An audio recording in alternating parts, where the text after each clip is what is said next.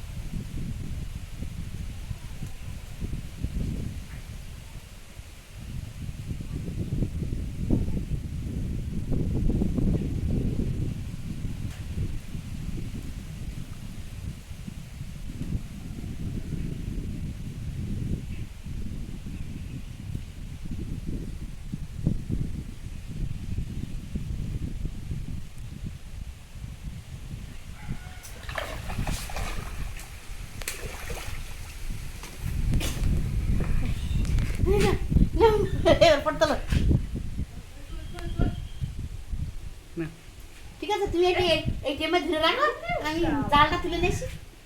ওই ওই নালি ওই থুত গিয়ে আগে পিঠ ফিরিয়ে রাখো, এক পাটে ও তাদি ওই